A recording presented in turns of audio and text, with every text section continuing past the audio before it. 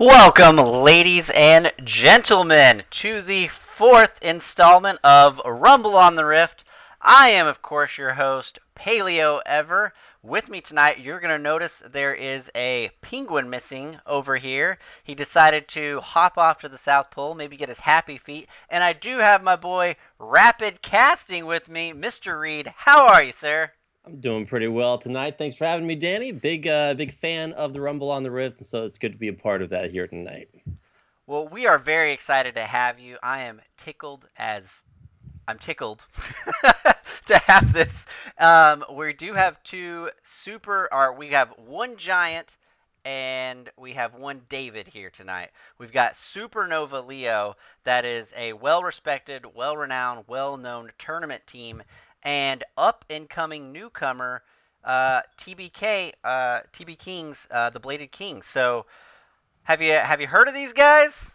Yeah, I actually had a chance to meet the Supernova guys. Big fans of them. I got to see them play out at LESC Squared in Virginia about earlier last year, and so it's good to get a chance to see some of these new up-and-coming amateur teams who are trying to make a name for themselves. Yeah, we're really, really excited. This is actually the first time they've been on the Rumble. This is probably the second time that we've casted them, but we're really, really excited to have them. They've got a superstar lineup, and these guys, the Bladed Kings, are just really, really eager to kind of show them what they're made of. So we're really, really excited to have both on the program tonight. Rapid, I'm so excited to have you. Before we got here tonight, I actually had a chance to talk to both TB King's own mid laner, Beast, and actually Supernova's own manager, SN Combs.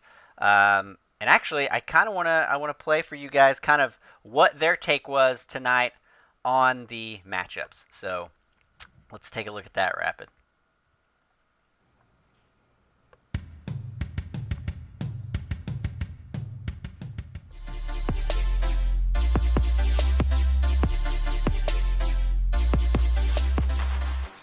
Honestly, we sit here and we can say that they're a dominant team, but they're not. They're not a challenger team. They're a diamond level team, just like all the other teams out there.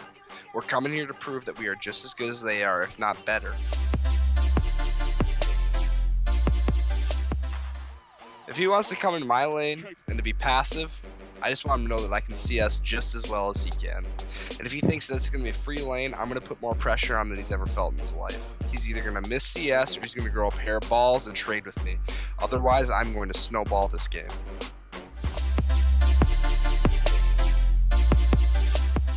This momentum gives me nothing more than strive. It gives me the reality that my team is capable of doing something more than what we are. It gives me the idea that we can be just as good as Supernova, that we can push farther than they can.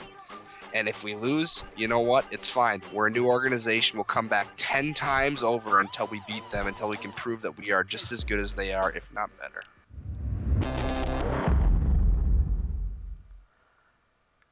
Whoa! Big words by TV King's Beast. What do you think about that, Rapid?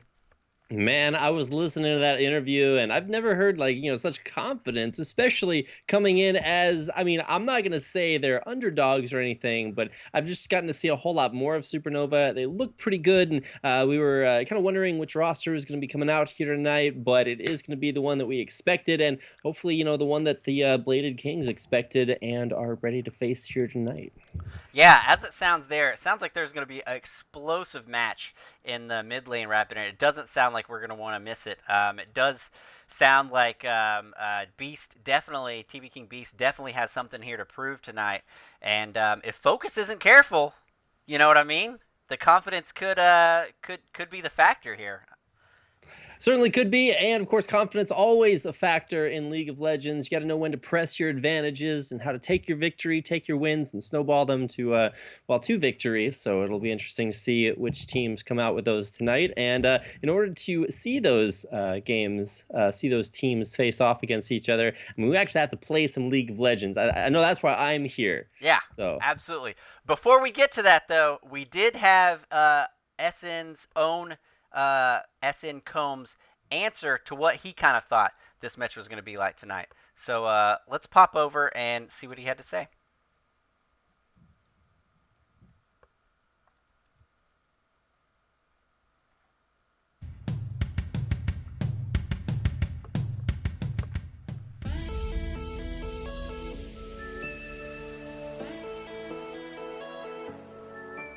So TBK and Supernova have in fact met in Dynamic Q twice now, going 1-for-1 in both. We're hoping this time around to put in our own kings, Supernova Leo, using our jungler Supernova Kaipo to deal with this pressure from TBK, and hopefully this time show them who the real kings of Dynamic are.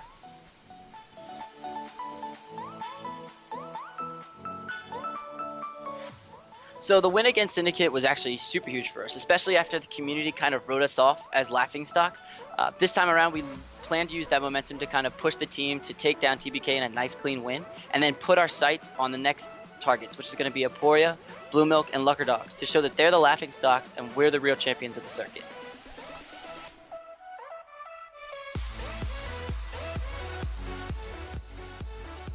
If we win this game, the next team we actually have our sights set on is Paleo Tundra, the old team for Supernova Orion. This time around, we're looking to hopefully create a good rivalry going and really show that both rosters can really create some action for the community and hopefully show who the true kings of this year's qualifiers will be.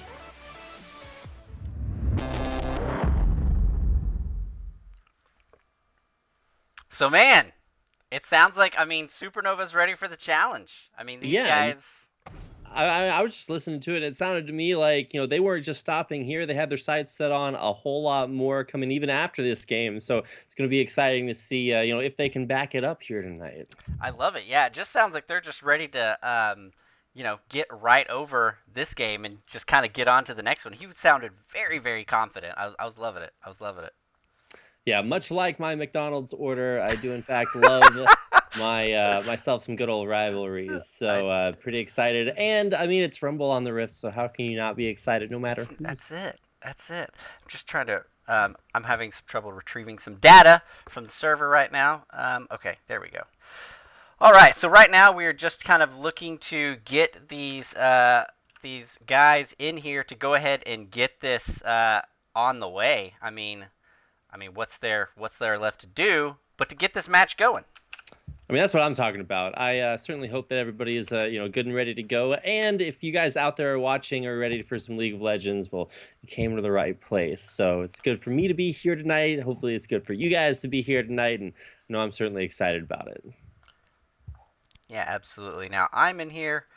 Rapid, if you want to take the invite, then we'll all be here and we'll be happy. Well, if I had one of those, I would certainly take it. Uh-oh. I'd be on the top of my list. You know what? I have definitely asked another Rapid to be here. Interesting. I've actually met the guy because my Really? name is, Rapid with a 1 in it. So I've actually met the guy who has my actual name. He's super cool. Big fan of that guy. And I'm certainly not upset that he has the name, but let me see. I certainly don't see an invite, so Let me see here. Try sending it to you again there, Rapid. yeah, I would appreciate that. Yeah. So once we get everything all squared away over here, we can go ahead and get into the game. And if you guys have any thoughts, any comments, any predictions for tonight's games, definitely make sure to let us know. I know the Twitter for this is Paleo_gaming. I'm sure you can tweet at them and let them know what you think about that, or you can just hit us up in chat and let us know what you think. If you want that penguin guy to hurry up and get back so you don't have to see my face anymore, definitely let me know. It'll be super emotionally reassuring. Everything I could ever want. We talk about Pinguino. Pinguino was nice enough to, take the night off, let this guy get in here, and I think Rapid's doing a fantastic job. Rapid, we've got you added, buddy, but for whatever reason, it's not taking it, pal. That's somewhat unfortunate. If you know the actual password Reno and stuff, then I will go ahead and hop on in there. There's no password. Anybody well. can join this game. That's awfully interesting. Yeah. We're gonna I restart. see you guys inviting. I just do not actually see the invites. So let Weird. me. All right. Well, let's go ahead and restart this. Sorry, guys. We're Actually, having. no. Yeah, Uh-oh. I cannot. I Can't can see join it. the game. There we go. Oh, All well. right. So let me go ahead and get in here. Well, now they have to reinvite me. I cannot join the game because I'm already in the game. Now that's what I call music. Volume Oh 14. So no. Oh no. let me get a quick restart in here and see if I can't make it possible. Yeah. What would esports be without some technical difficulties? That's right. Technology is actually the vehicle of esports. That's right. And without then, a true story while we're doing this. In 2012, I went to an MLG event, actually. I went to an MLG event, and the finals were against Liquid TLO and Liquid Naniwa. And what's funny about that is, so the exact same thing happened because, of course, that game, Blizzard only allows online play, right? So what ended up happening is a BattleNet went down. BattleNet went down for 4 hours. Wow. 4 hours. So you had a bunch of fans sitting in Dallas Convention Center seething. They were just so angry. Like, it was just when StarCraft 2 had come out, all that stuff, and like just people were perturbed. I'm going to add you in here first, Rapid. Or did you log? All right. I am currently signing in. Okay. There were some extensive technical difficulties. Put it that way. Sorry, boys over at Supernova and TB Kings. We're just kind of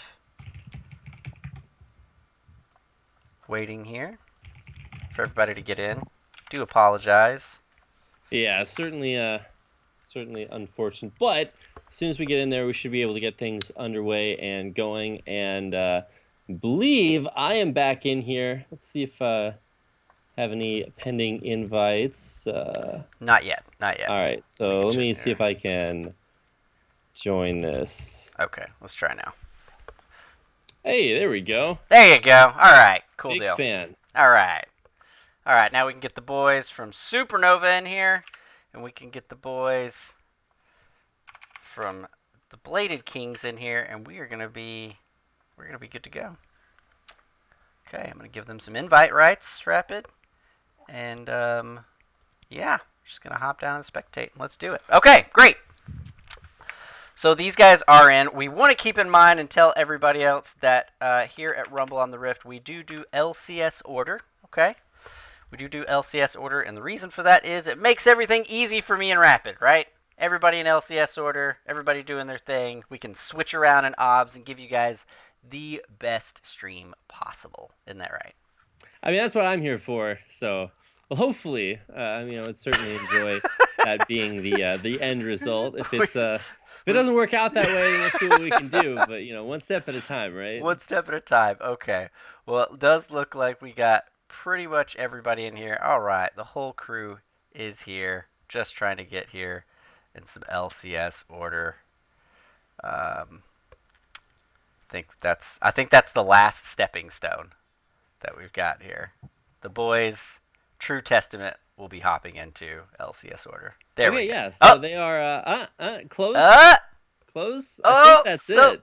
I think there you go. All right. All right. Well, and you got to make the monkeys jump through the right hoops. So. Okay. Well, with that, I do think that all the players are ready. Getting ready treks all across the map. Yeah. I mean, I'm ready. You're ready. I'm ready. Looks like both the teams are ready. So we do have. Let's talk about. Oh goodness. Let's talk about top lane to bottom lane in LCS order. Over at TBK Kings or the Bladed Kings, we are going to have Small up in that top position. Salt is going to be rounding off that jungle position. We do have TB King Beast. You saw him in the interview in that mid lane position. TB King Legend coming in for your ADC. TB King Crow going in that support. And over on the Supernova side, I'll let you round them off. Okay, it's I was gonna say cavalry, but it's actually cavalry, because you have to make the E long because of the second E only being separated by one consonant there. So cavalry, Kaipo, Focus, Yen, and Filthy with a PH. So if his name's actually Phil, then that's a sick pun. But let's go ahead and get into picks and bans. There's the Zillion ban against Focus, so not gonna have that in our games. Zillion started to kind of come back, but not really. So it's more of a targeted ban there. Sure, sure. It does look like Beast said, TB King Beast said in the interview, he's expecting more of a passive lane. Looking at his matchups, I saw a lot of Azirs. I saw some Lissandras in there. Saw some Orianas. All those kind of known as like a more passive kind of farmer. I did see some niche pick of Gangplank. He's got a ton of wins, over like 50% on in mid lane Gangplank. At least I'm thinking it's mid lane Gangplank. So we might have some pocket picks, Rapid. You know, there are going to be a few picks to watch out for. One of those for a Kaipo is going to be Skarner. Now, when's the last time you saw a Skarner played in competitive play? I'd love to see it. Yeah, so I'm skeptical. I don't think it's going to come out here. It's certainly not banned. Will it be picked? We'll see. Skarner pretty strong now due to the new runic echoes. It's pretty good on him, so we'll see if that comes out here. Unfortunately, it's still not definitely close to the top of the jungle tier pool. So it's going to be interesting to see. Of course, for Cavalry, might get to see an Aurelia pick, but of course, very strong. It's a very meta champion pool. I was looking at this before the game, and it was interesting to see. These guys definitely do have the champion pools that it takes to be a competitive team right now. So yeah, very excited about that too. Cavalry also plays a very aggressive top lane. So picks like Fiora, Gangplank, Darius, even to some degree. And actually, there it is, right there. Cavalry Ooh. does pick up his Fiora comfort pick. Now that is a very, very scary pick to give this man. He does have 2 official pentas and 1 unofficial penta on this Fiora, so gonna want to watch the fireworks in the top lane for sure. Oh yeah, top lane, definitely a place to keep an eye on. It's not going to be those passive tank on tank battles. Man, nothing excites me quite like a Malphite versus Nautilus lane now. That's where the hype's at. But fortunately, both of those champions have been banned, so we're not going to see either one of those out there. Champion I ban whenever I play League of Legends is Lee Sin. Salt was thinking about it. Of course, going for a Rek'Sai, Queen of the Xerxai. She's way up on top of the jungle tier pool, and that's going to be the lock-in there for the Broken Kings. Yeah, that's going to be fantastic too. Essentially, you have your basic Corki Ezreal kind of composition coming through right here. It's what it looks like, anyways. So essentially, you're going to see a lot of poke damage, wanting to poke down Supernova, and then with a hard engage. They're hard engage to be kind of not seen yet, but essentially, that's kind of what the composition is really going for that they're doing here. Whether or not Supernova lets them have it, we'll see. All right, well, the lock-in on Ezreal means that at least we know 180 carry pick. And of course, a lot of flexibility there. Could put Ezreal in the mid lane or the 80 carry position, with Corki equally as flexible. We don't know any of the 80 carries there from Supernova, so that's going to be what they're looking for to pick up. Possibly not even this rotation, although I want to talk about one of them. That's a Kog'Maw. It hasn't been picked up by either side. There's not really room in the Broken Kings lineup to take a Kog'Maw here. And with 2 huge support champions in Janna and Lulu, and of course lots of peel from Gragas with another threat aside from just Kog'Maw there and Fiora, that's definitely looking likely there for Supernova if that's what they want to lock in. Absolutely, yeah. There is a ton, like you said, there's a lot of peel here. Whoa. Are we really... Is that really a... okay. Yeah, I saw a hover. We're going to see an 80 carry here. Okay. I don't think it's a big mystery. They may be trying to be like, hey guys, we could totally play that 80 carry Janna. I don't think that's going to be what's happening here. So we're looking for a lock-in on an 80 carry for Supernova. I'm expecting the Kog'Maw pick just because they have so much peel here. If they don't lock that in, that'd be a little bit nuts, but I don't know. Yeah. we could definitely see a Kog'Maw pick. I think it would be strong. I think it would suit this composition. What with the Janna, the Graggy explosive cast, and of course the wild growth by Focus. I think this could definitely turn into a protect the Kog'Maw comp. Well, Protect the Vayne comps Okay. also pretty popular. That's what's locked in for Supernova. Now, I was saying that they didn't have room for for Kog'Maw, but the Broken Kings actually did have room for another AD carry. And they'll be running triple AD Uh-oh. in their team comp. Now, keep in mind, there's still a lot of magic damage here. Prey Seeker from Rek'Sai's magic damage. Corki is mostly magic damage. And of course, you got a possible Zanya's building Morgana that's going to be dealing a lot of magic damage too. So even though there's a lot of physical, there's just a lot of straight up damage there. And whereas on Supernova, they've got a bunch of tankiness, a bunch of like peel and save the dude kind of ideas. And depends on if Yen gets either shut down early on or fed later on. That's going to be what you're really looking for as far as priority on Supernova. Yeah, I mean that's exactly what we're expecting. Like I said, with this top lane combo, these are two very aggressive top lanes. Usually, it does look like in a lot of Small's champion history, they have a lot of utility. They have a lot of utility on him. He also plays a lot of tanks. So this is kind of out of his realm just a little bit. I do see that Yin actually has quite a lot of games played on Vayne, so this is definitely a comfort pick. I'm really anxious to see how Focus encompasses wild growth. Like, who's he gonna put that on? Are we gonna see a very fed top lane? Are we gonna see the pop? I don't know. I mean, what do you think? It does depend on what happens. I believe the strategy, if this were LCS, we'd be looking at a lane swap situation here for sure. You definitely want to put Vayne in the 2v0 lane and then have your support Janna roam to help out the other lanes. But I don't think that's what's going to happen here. I'd expect that we just have standard lane phase, and in that situation, Small the Quinn is going to have a much better lane phase 1v1 versus Fiora. Could mean that it's a little bit more difficult to make it out of there, get fed in that lane. Of course, it's going to depend on the junglers, and of course, heard that during the interview. There's going to be a lot of jungle focus from Salt to try to get the Broken Kings through their early phase. And in case you guys are wondering if these are LCS level teams, we've got all diamond players for Supernova, pretty much platinum roster for the Broken Kings. So these guys are not not bronze level players out there. They definitely know what they're doing. It's going to be exciting to see them put that on display for us here tonight. Yeah, and I mean, there's a lot riding on it, right? Like, there's a lot of you heard from SN Combs, they want to just kind of move past this. They want to step over this team and just kind of go for the next team. Like they're kind of showcasing their skills against Lucker Dogs and Blue Milk and Paleo Tundra. So this is kind of a show match for them to show them, hey, look, this is what we have in our back pocket. We're coming for you. And likewise on the Bladed Kings, this is kind of like you said, like a David and Goliath story. They're a new organization.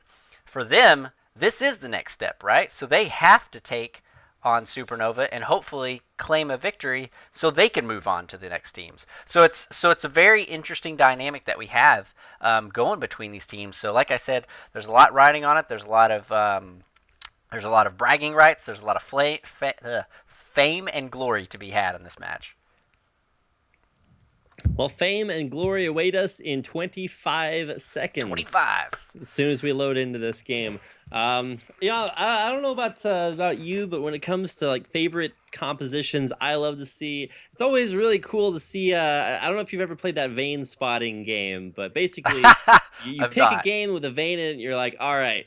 Let's count the number of times Vayne, like 1v5, tumbles into the enemy team. Well, this time around, it's actually not going to be too terrible because Gragas can get the team off of her. And, there's lots of, like I said, save the dude kind of potential there from the Supernova team. So it's going to be difficult to take that champion down if Yen decides to get himself a little bit fed there. So also, I do want to, we want to give a shout out to everybody in the chat. Of course, if you are supporting your team out here tonight, definitely, we want to hear from you. Just shout out your team. Just say, hey, if I see Ether Esports in the chat, some Supernova, some Paleo Gaming. Just shout out your org, represent, and we'd like to hear from you. We'd like to see who all showed up to the matches and then things like that. All right, well, we showed up to the matches, so at least there's some fans here. If I randomly disappear during everything, you'll know that, I don't know, a small chunk of the United States is just falling off. Hoping that doesn't happen, because I kind of want to stick around and check out these games, see what's going on. And as we load into this game, I'm actually really excited, because I've seen both of these teams play against other teams around their same skill level, both in this Rumble on the Rift, and then of course other small tournaments out there. But I've never actually seen them play against each other, so that's what I'm looking to see. How they kind of match up here.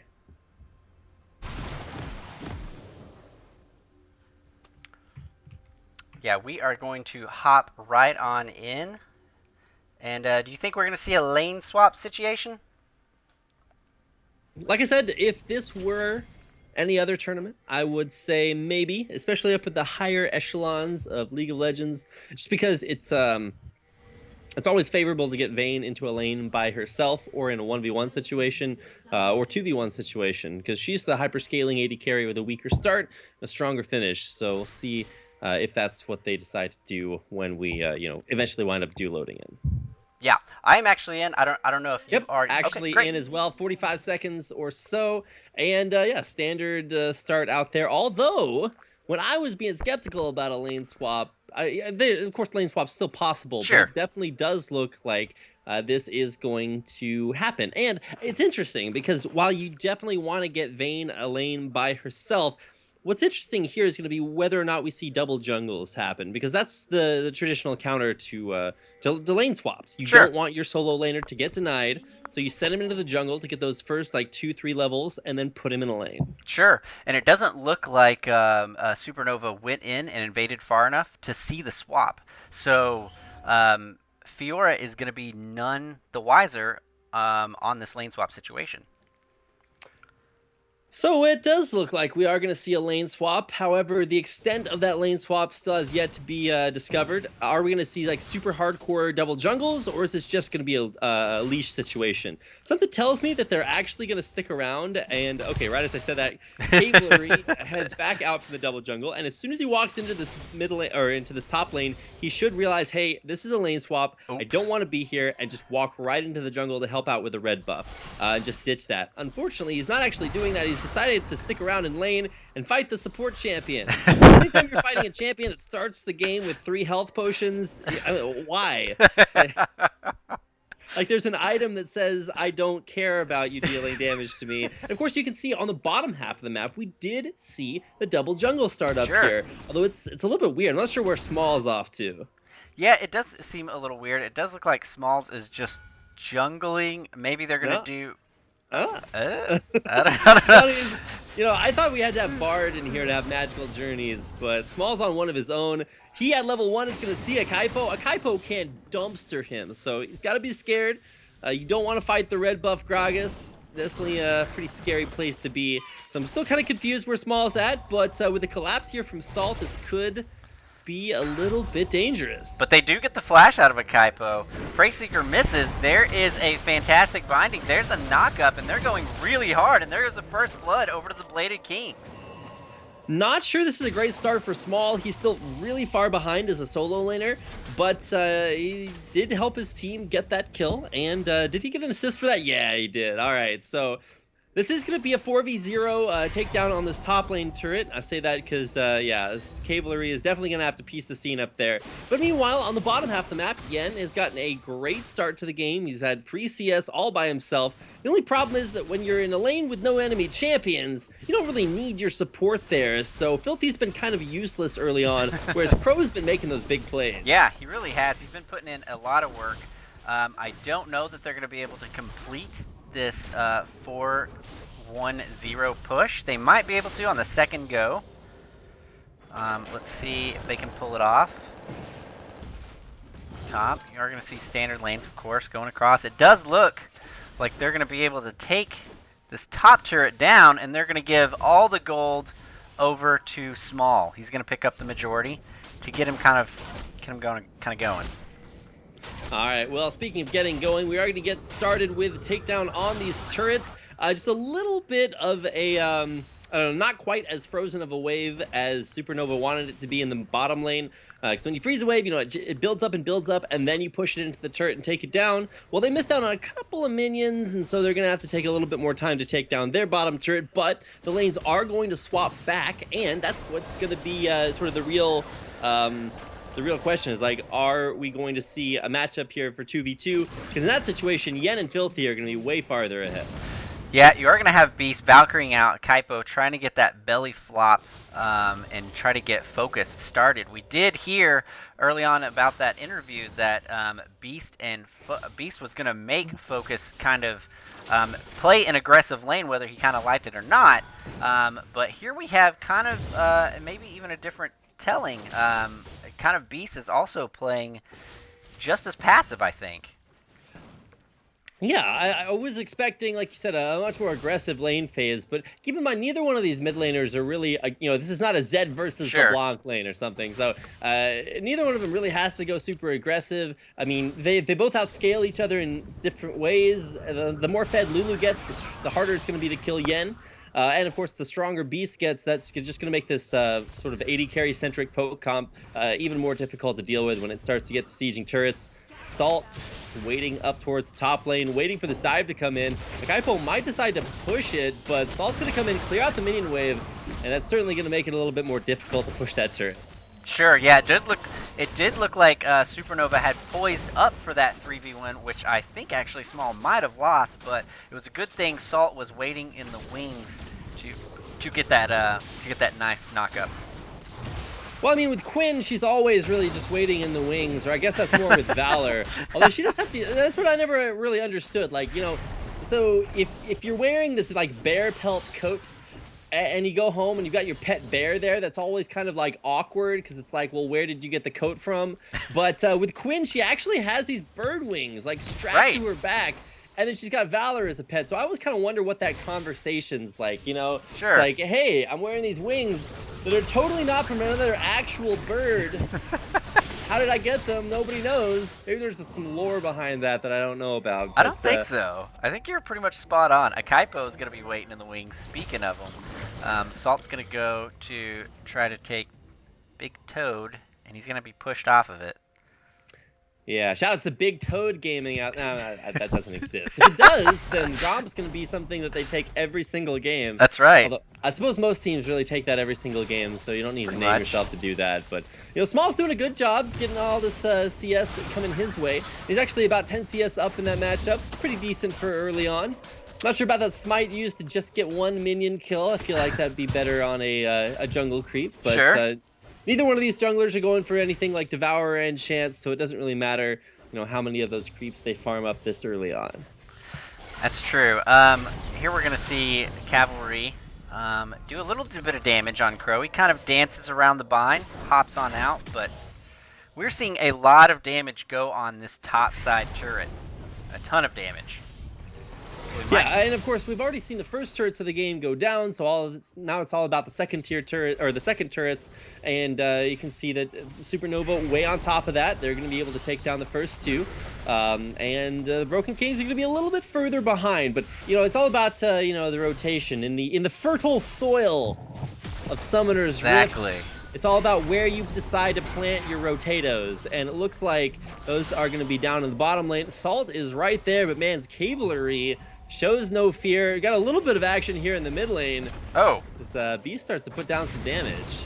Yeah, he is putting down a ton of damage onto this Lulu pickup. Trying to push him off of CS, trying to make him farm under tower, and he just might be able to. All right, well, now we get a chance to see, some support action. Does look like Crow definitely going to be on top of that 1v1. Thunderlords versus Windspeaker's Blessing. You already know how that's going to go. And now, though, we are it's quite possible that it does look like Supernova maybe calling around that dragon. Maybe looking, and they're poised up to it. They don't have the vision that they would like from the minion wave, but they definitely have the aggression in the middle. So this could be a collapse onto Beast. He does take a ton of damage. He's about at 50%. Filthy's right on his tail.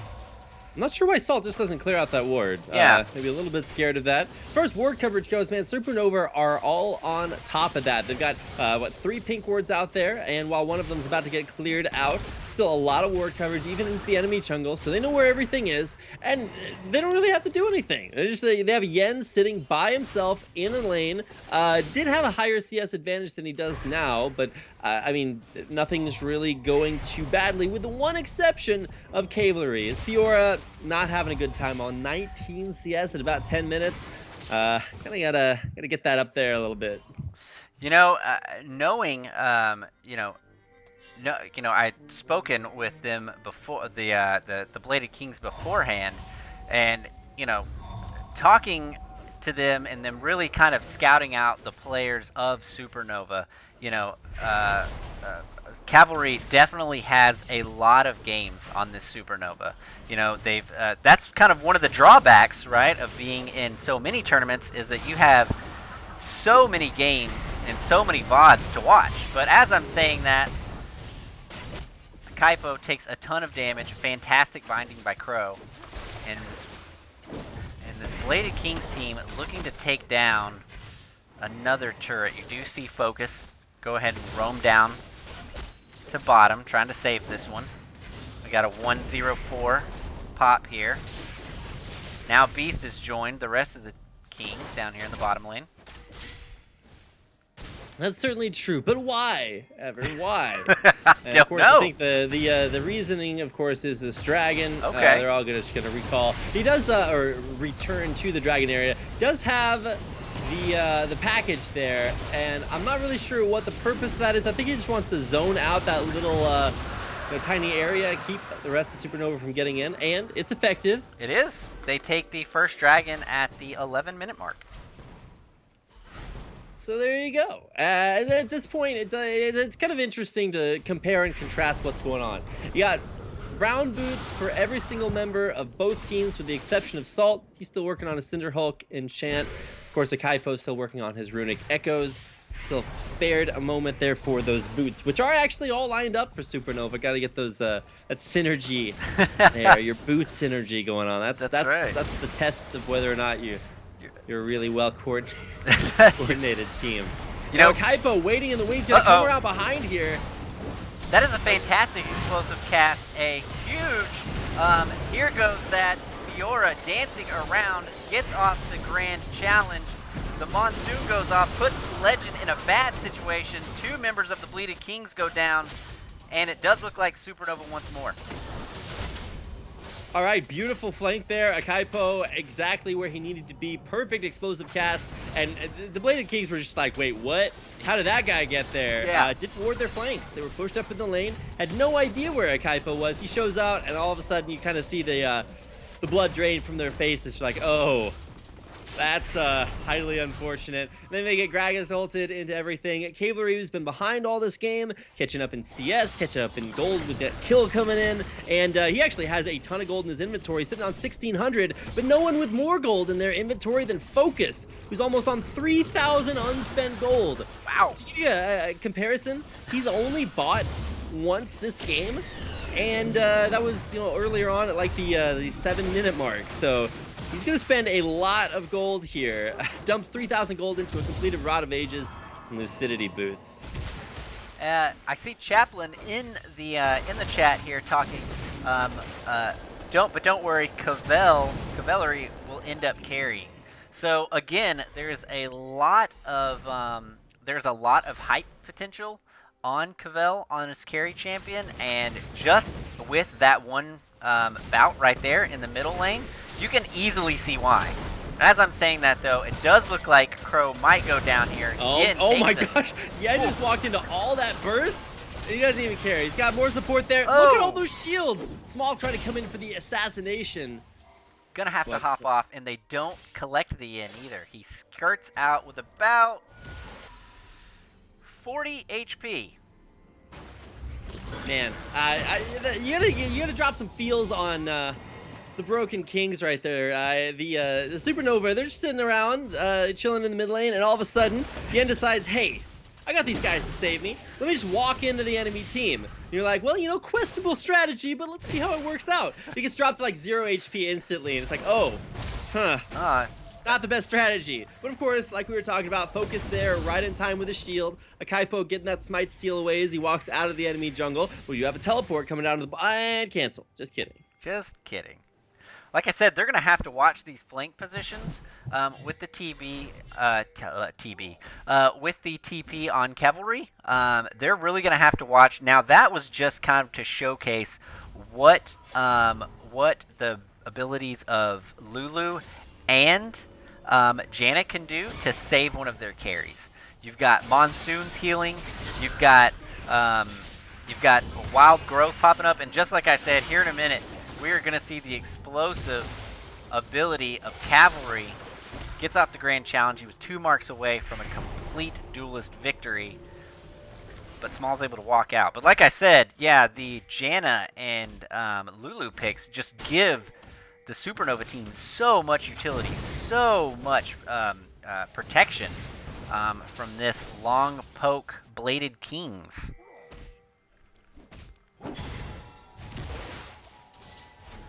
All right, well, now that we've seen the sort of the first phase of the game where all the turrets get pushed down, we've seen the second phase where we start to see some team fighting, and now we're kind of transitioning into not quite the late game yet. That comes, 25, 30 minutes, but a little bit of a lull in the action where both teams are just trying to, get the CS that they need from the lanes, try to kill all the jungle creeps to get some gold coming in there, ward everything up so they don't get taken by surprise, and just kind of chill out and get that next big item. For Yen, I'm kind of questioning what that next big item is. Yeah. What does a pickaxe build into ever? I think maybe we might see what is that? A Infinity Edge, maybe? That's what I'm thinking. That's certainly the most popular AD carry item. There's also that Gwynsu's Rage Blade out there. That's definitely an outlier. Sure. AP scaling, not really something they knows too much about, but it's still They could. a lot of damage. He could know. And of course, the first item, Phantom Dancer, is a little bit questionable to me too. The big reason you get that is for extra kiting, and the damage reduction is super nice, but it's not really going to help you deal very much damage, especially as a first item. And you got to contrast that to things like the Trinity Force Power Spike, which is going to be massive for Beast. Yeah, Beast is going to start hitting a huge power spike now.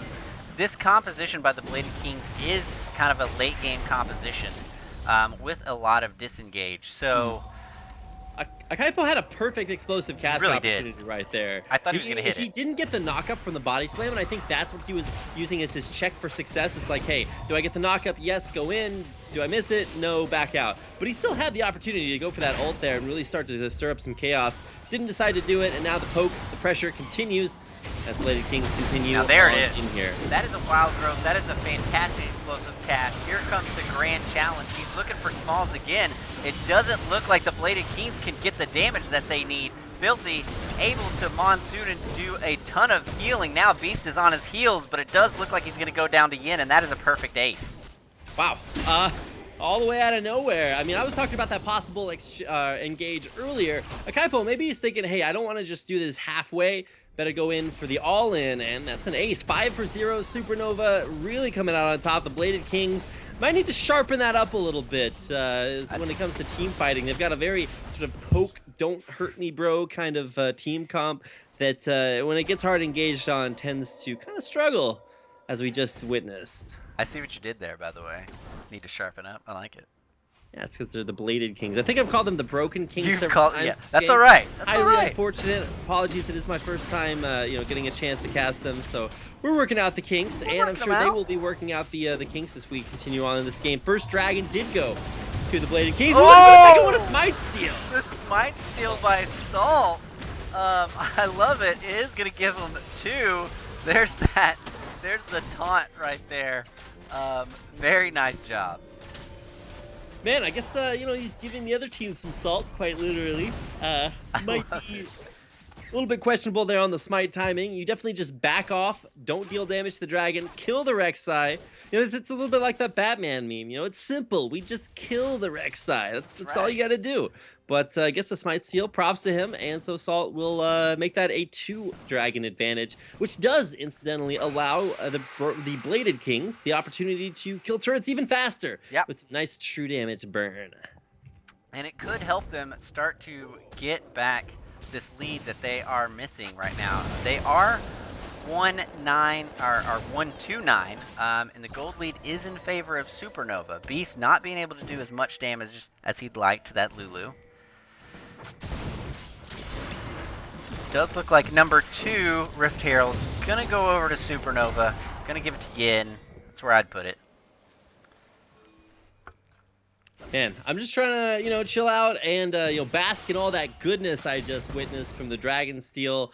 Maybe we'll see that come into play. Cavalry is, I don't know, man. He's fighting a one-man battle. I mean, dashing. He's got Lulu there for moral support, but I don't know if there's too much aggression left to be accomplished there. The real struggle is going to come from this top lane, and so a good rotation from the Bladed Kings up there. Say, hey, we got to help our dude out. That's Rift Herald buff helping the push up there is going to make it a little bit more difficult to defend against these, what is that, 3 minion waves pushed in? 3 minion waves with the Rift Herald buff, and we are going to see a pause coming out. I'm not sure who did the pause, but we have one coming out. That would be Supernova. They're going to take a little bit of a brief respite here. I'm not sure exactly what the technical difficulties are, but while they are working things out, we can maybe talk about some of what's going on here. They should be ready to go here in just a second, but we've got Lulu, who maybe actually looking for, I'm curious, what's the next item? Maybe a Lich Bane, but that's a little bit ahead of schedule. That's you definitely want to go for some more cooldown reduction on Lulu besides just your boots. Yeah, we might see maybe that Death Cap come out for Lulu with the Blasted Wand and the ability Tome. Something like that that's going to deal a little bit of extra AP damage, because that's what they're going to start needing as Beast and Ezreal start to begin to scale. We're going to see that fantastic package come out, and there's going to be the engage. However, Filthy is going to push everybody back with the Monsoon. Now Cavalry has been wild growthed and is going ham sandwich, and there is another very quick ace by Supernova. Wow. Geez, talking about sandwiches. Wow.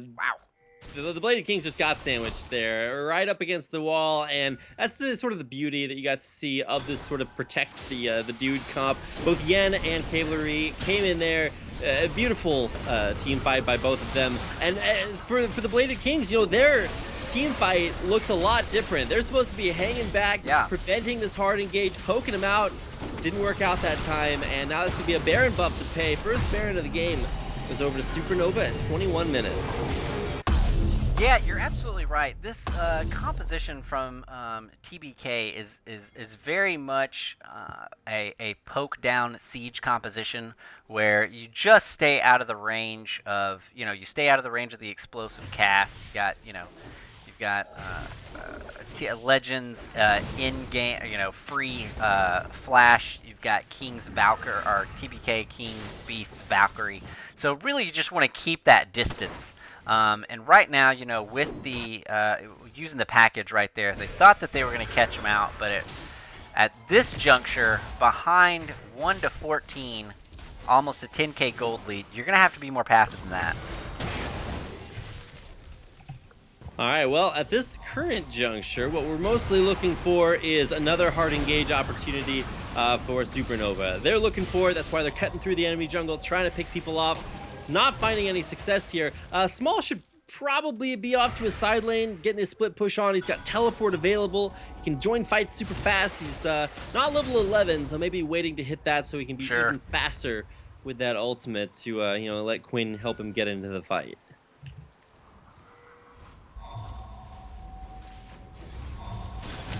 So yeah, 14-1, a little bit of struggle there. Whoa! Cavalry going deep in that. And as much of a fan as I am of doing that, it usually works out a little bit worse than that. Pro going down, Small almost out of there. Yen diving turrets and Supernova definitely living up to the first half of their name. Absolutely. This Supernova team looking very super.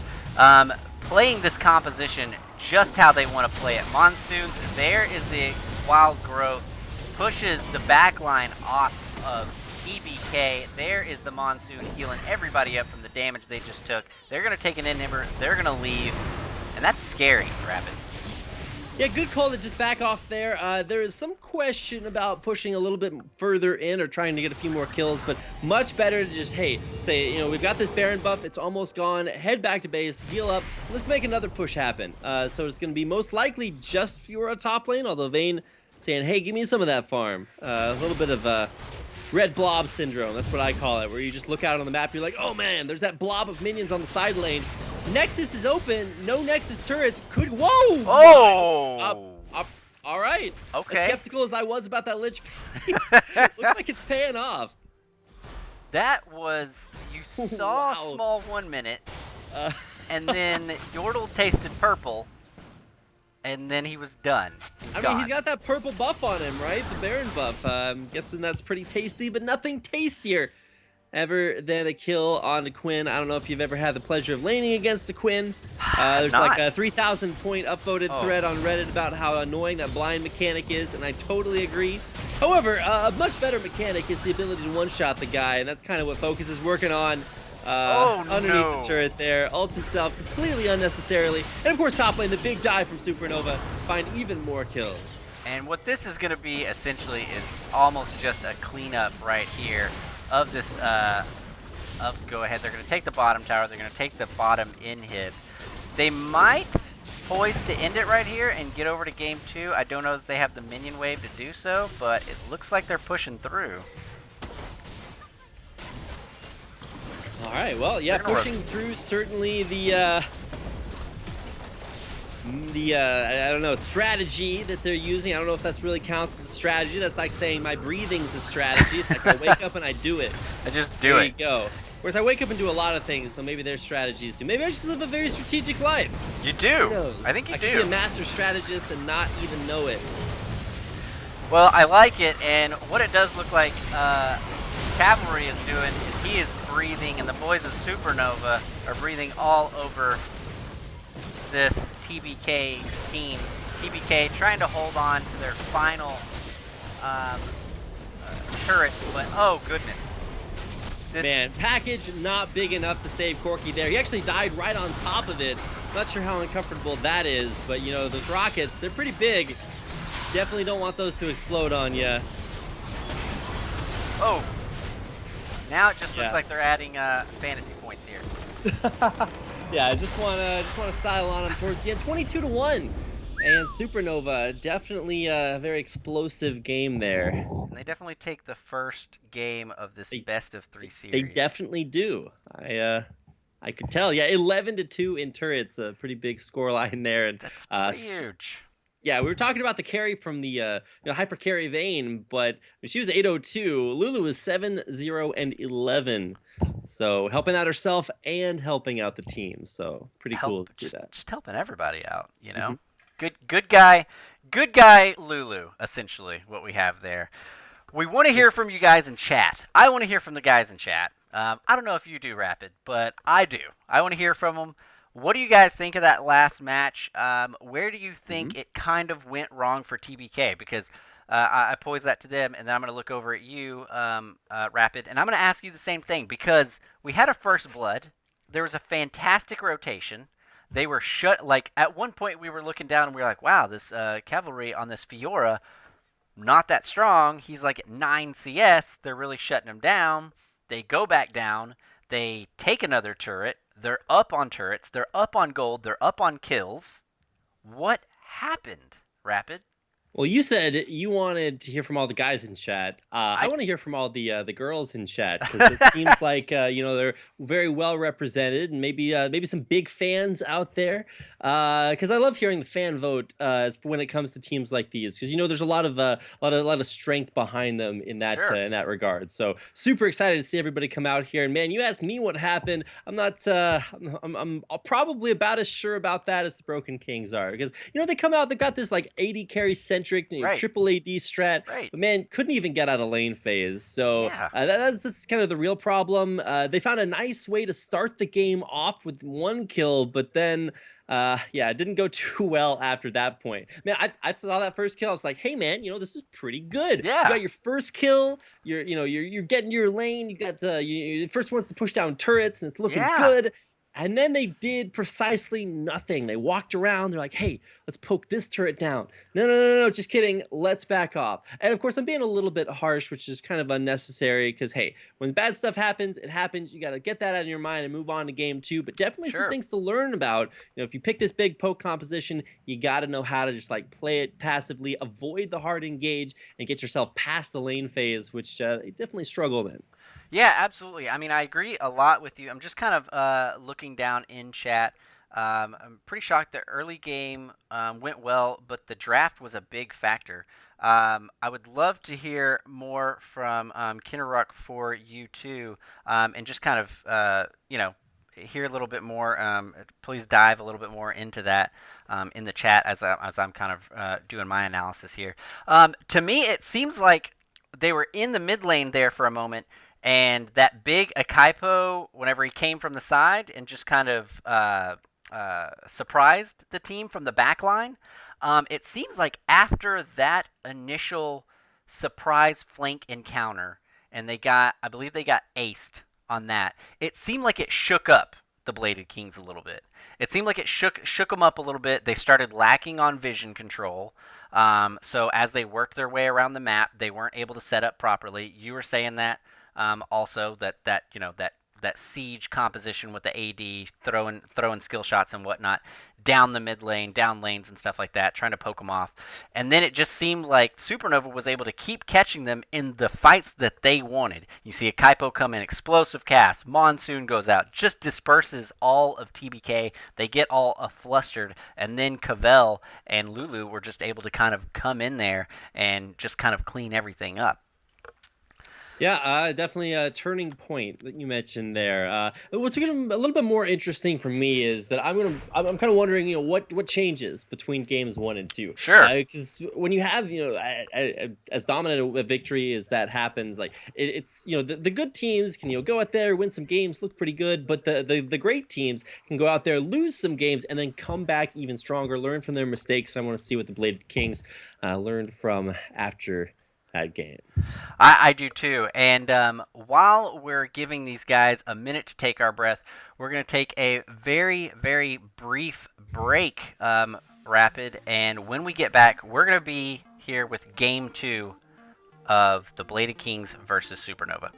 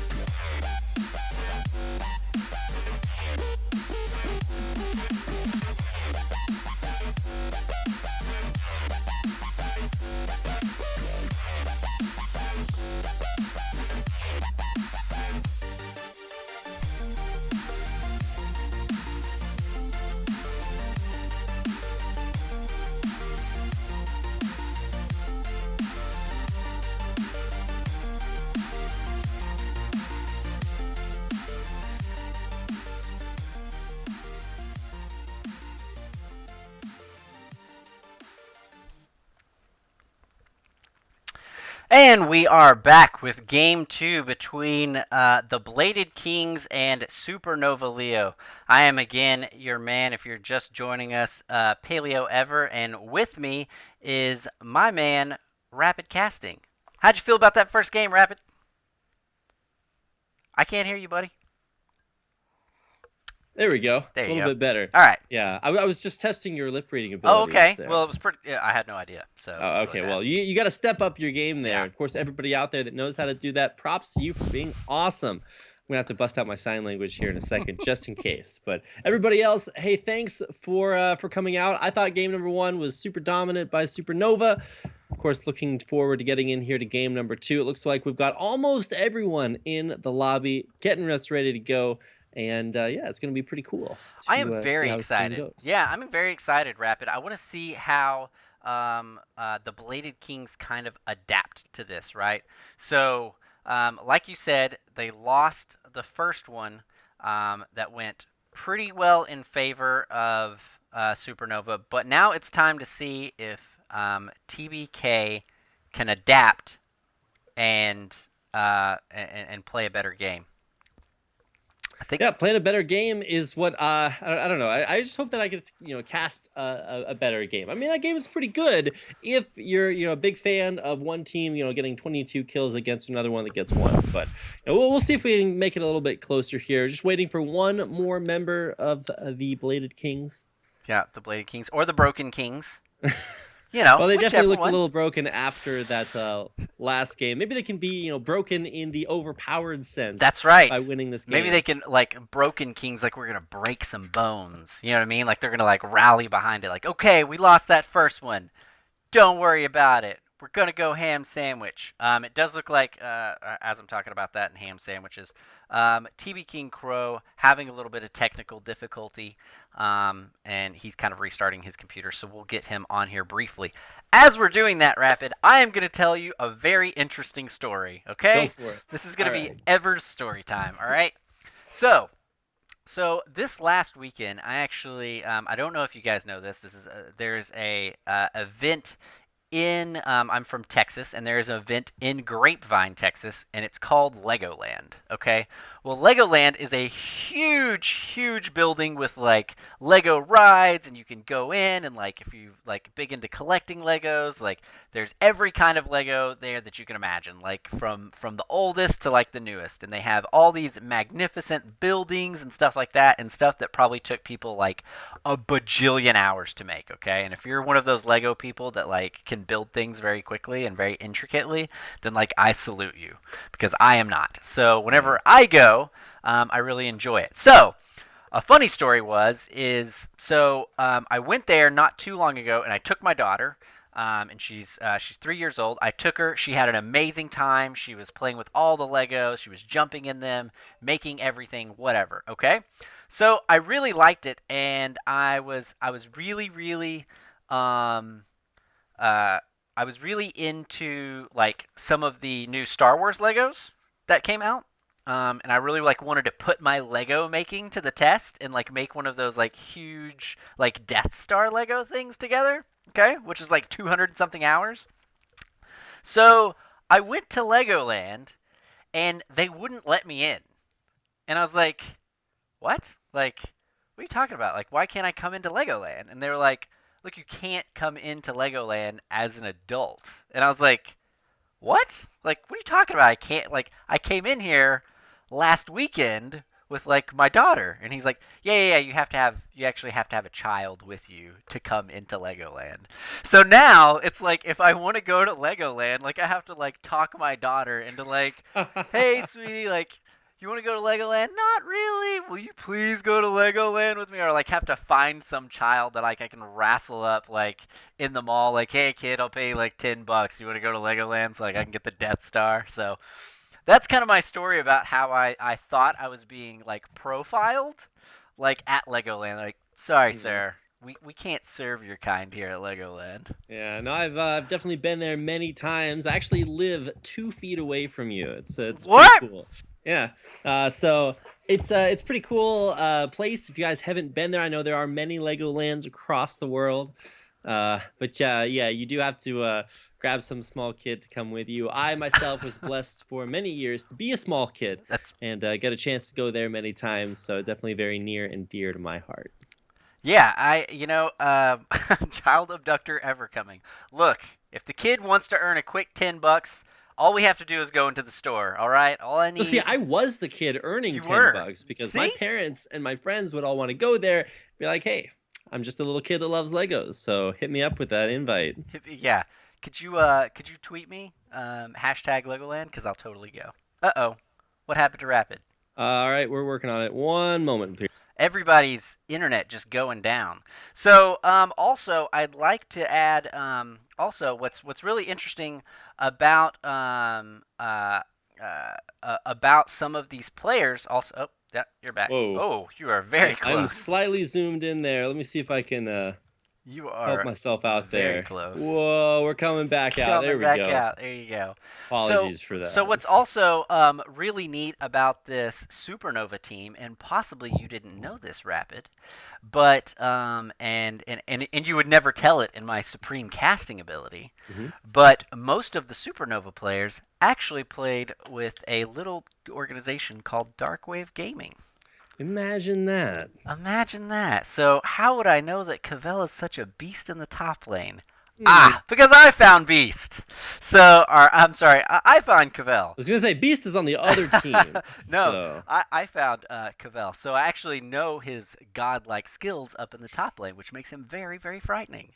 Who was used to be Rooter is now Focus, and who used to be Filthy actually is still known as Filthy. And Wally and Perf actually we're also Wally was an analyst for Darkwave Gaming, and Perf actually used to be a mid laner for one of our teams, and they're both still with this team. They're still going strong. So after we kind of shut down shop at Darkwave Gaming, they actually went on to pursue careers elsewhere and are still utilizing that team mentality that they learned over at Darkwave Gaming to usher in victories like this. Well, hey, So, little Cinderella story for those guys. just goes to show you can't stop people from being successful. If you're gonna win, you're gonna win somewhere. That's right. That's right. We are still. It looks like we're still waiting on Crow here. I'm gonna try to get an update. Update 411 Crow. We are looking, and I asked. I actually asked Kira. I'm sorry if I'm butchering your name, Kiranok, for you to explain why they thought that the last match went the way it did. And she said the mid-game power spike is good, but Quinn is such a snowball or AFK champion. Unless a good Rek'Sai knock-up in the team. And they also had only one single target CC, or a Suicide Morgue ult. So I agree with that. There really only was one type of CC, unless you had a very aggressive tubular Rek'Sai going in, trying to dive in. It looked like he tried that a few different times. It looks like it did shut down. So yeah. So not good. We do have a Zaus Wolf in here. He's level 20. Maybe he could play. I don't know about that one. So we are just waiting to get Mr. TBK Crow in here. We'll see if TBK has any backups here. Yeah, you do actually need 5 players on your team. Yeah, so let's see if they have a substitute for their support. I told the story, Rapid. Now I can't believe you live close to me. Yeah, I can't believe it either. You know, it's a small esports world, and in fact, you know, the world of esports is probably one of the smallest worlds out there. You know, it's big because there's a ton of people in it, but it's very small because, you know, it feels like we're all kind of part of the same family. So whenever I go out to these, big conventions, even in, I was casting an event in Japan at the beginning of the year. Oh. So I go out there. My Japanese is pretty limited, but I could still say hi, order food, stuff like that. Well, I go to this after party for the event, and this kid comes up to me, speaks absolutely no English, but he shows me this screenshot that he took of my stream when I was casting a game. And he's like, it shows me that he's been watching me and that he wants to take a picture with me. I was like, I don't know this kid. I don't know his language. I don't know. I've never seen him before in my life, but somehow, somewhere, way out there in the wild world of esports, he's been, like watching esports, watching some of the games that I've been casting, watching my stream, and I'm just like, wow, this is so cool that we live super close together. Yeah. And he lives on the other side of the world, and Right. somehow, we're all part of the same family. So it's pretty cool to. I mean, one of my favorite parts about esports is getting to meet new people. It's one of the big things that I love about it, because you don't have to know the other person, you don't have to have anything in common with them, because you got esports in common. So at least there's something to talk about. So it doesn't matter if you live close, you live far away. It's pretty cool to get a chance to meet so many awesome people. Yeah, it's really, really great, and the people, the people in esports, everybody is always usually so nice. You do kind of get your bad eggs every once in a while, but it seems like, especially people that know esports and kind of know what's going on in the scene, and especially knowing how hard everybody has worked. I include, I encompass everyone, because it originally started. I want to say that esports. You might disagree, but I want to say that esports started with StarCraft Brood War being the first big esports event. Some people might say Warcraft 3. Some people might even say Command and Conquer. That used to be a thing a long time ago. But, it has come so far from where it started to where it is now, to where we're even able to stream on platforms like Twitch and stuff like that.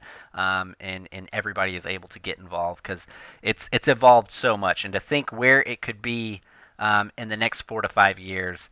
I always have this dream, and I always tell people that don't follow esports at all.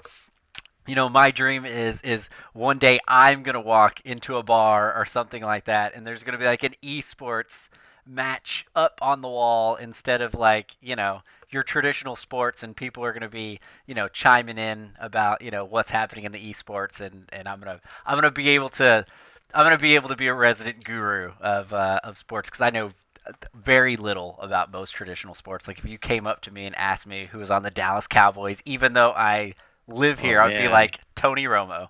That's it. That's all I got. And then to some people, that would make them very angry, because they hate Tony Romo. Well, yeah, I was gonna say, like, if you live in Texas and you don't follow football, I know.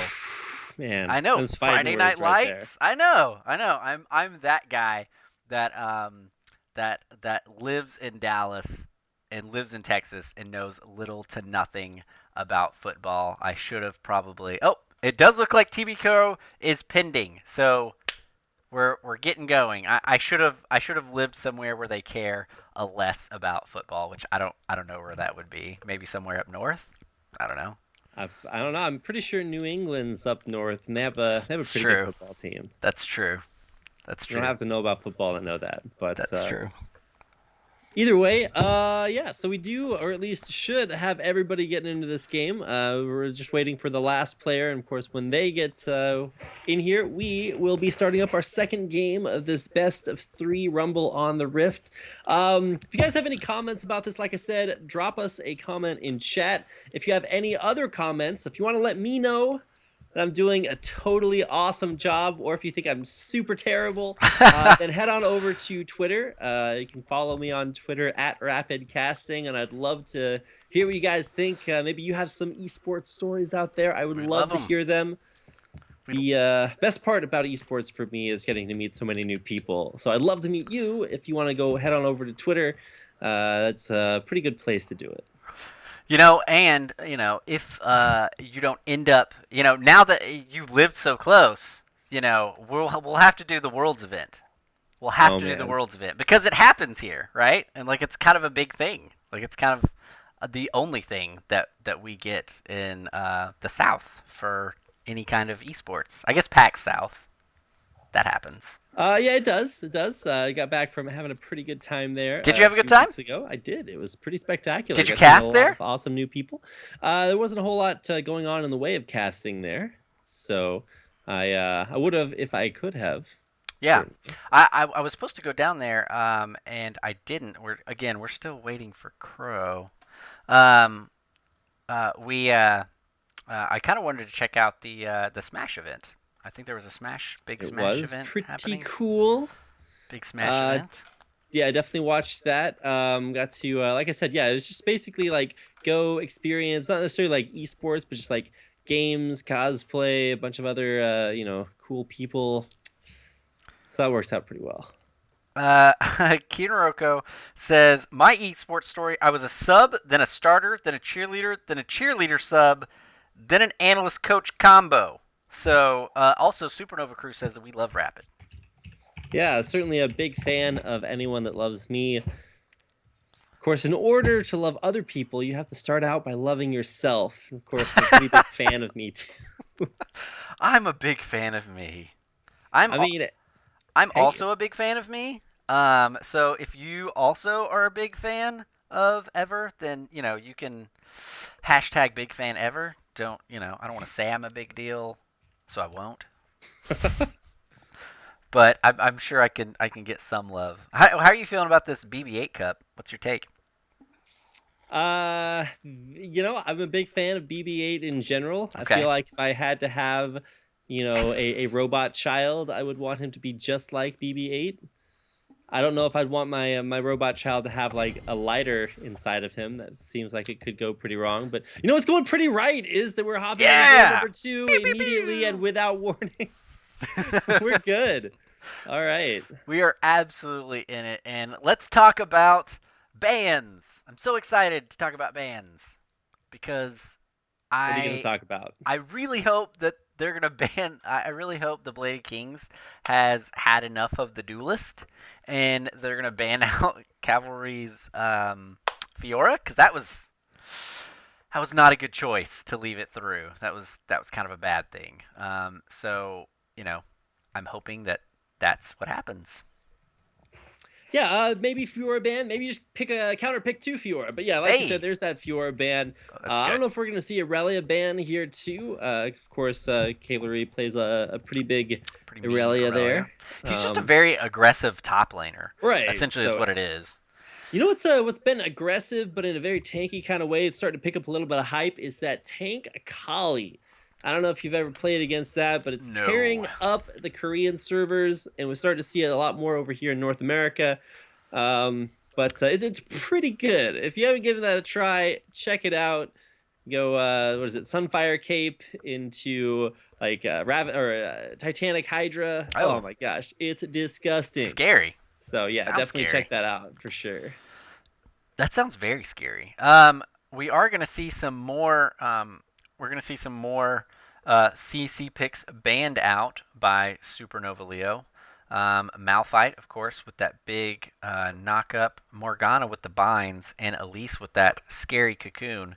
Not to mention that TB King Salt on Elise is essentially like putting rain over on Elise. So he play his champion pool definitely favors that. He plays the very catch you assassin type champion, and not to mention that his KDA on Elise is something like 4 point or 5 or 4.0. So I mean it's pretty high, and he has a better than average win rate on that. So probably a wise decision by Supernova to ban that out. Yeah, definitely. Essentially, these bans are just like the pretty much the "don't do what you did to us last game to us again" kind of Yeah, ban. yeah. So definitely going to avoid that from at least mid and top. But the problem still at AD carry Yen. He's Man, that scary. was certainly a little bit rough. You got to find out not just how to beat the enemy team, but how to kill half of their team who had no deaths that last game. In fact, more than half. I think it was 4/5 of their They team. didn't go immortal, but they went It, close. yeah. There's 80% of their team stayed alive the entire game, so it's fairly impressive. I'd like to say that's the way that most of my games went. Unfortunately, I'm not that dishonest, so You Glad we know, get to cast games like you that could though. have said it though, Rapid, and Well, I could have, we but probably would have been none the wiser. Just saying. well, I do like people to be the wiser. I feel like being wiser is probably pretty recommendable. Absolutely. So, We are going to see the Zed pickup come through. So we were talking about Beast going on a very aggressive type champion, and we're seeing it now come out. It's gonna go against this Corki unless they've got some weird pocket pick that Akapu plays using the package. So we're going to see a Zed come out. We're also going to see some pick potential with that Gragas and that Thresh. Oh, just the hover. Just kidding. We're going to see Ari come out. okay, so Ari, that's a little bit interesting. Traditionally, against a Zed, you'd want to bring out something like maybe Talon, but of course, we don't see that Zed anymore. And for Supernova, they're kind of going to take this whole, 80 carry, multiple 80 carry idea, and take it to a little bit of a new place. They've got a Corki, they got a Lucian. So that's mostly 80 carry in mid lane. Where's the third 80 carry coming from? They're hovering Teemo, but it looks like it possibly could be an Ezreal. If it is an Ezreal, then where are all these 80 carries going? Right. And I think this might be the Supernova's idea of anything you can do, we can do it better. Absolutely. And looking, catching some of their scrims and catching some of their games, like on the LO History app tournaments and stuff like that. They're actually they're really comfortable on the double 80 carry composition. It does look like maybe they were trying to bait them in, our TBK, into picking up that Ezreal, as they didn't pick it up. So they picked up the Lucian first. But pretty frequently they will actually play that double 80 comp Ezreal and Corki. It doesn't look like we're going to see it here. It looks like we're going to see a Corki Lucian composition, and that's where all your early game damage is going to come from, is that Lucian, and then transition kind of into that mid to late game with Corki after he gets that Trinity Force and maybe another item. I'm interested to see the Poppy jungle, though, from Akabu. Oof. Yeah, okay, so I was thinking, I was talking to a good friend, Nintendude X, former LCS jungler, who's saying, hey, that Nautilus is good in the jungle. And everybody else is like, no, it's terrible in the jungle. I saw Poppy, I was like, hey, maybe that's Poppy top lane, Nautilus jungle. Yeah. Probably not going to make that happen. No, Poppy used to be, okay in the jungle, but then sort of got relegated to this top lane and support, and then it's pretty much now just the top laner. So kind of excited to see her reprise her previous role. However, one thing that this game is going to have, as far as a dynamic that the last few games did not have, are going to be these things called Zerat portals. They're pretty good, and we're going to see at least 3 of them this game. That's what I'm calling. You're going to see one on each top laner, and then you're going to see one on probably jungles or supports if they can get the gold for it. But this game is going to be a little bit more strategic like that. That being said, Supernova just want to go ahead and kill everyone again, and certainly that's going to work out pretty well for them. It's funny that you're talking about ZZ Rock Portal, because the last game I casted, actually, the LO History app, with SIUE Cougars and the SCUS esports team. SIUE Cougars actually bought 4 ZZ Rot portals on their champions at like 35 minutes, got a Baron buff, and it just looked like a Zergling rush on the bottom lane. It was just like tons of like minions pushing into it.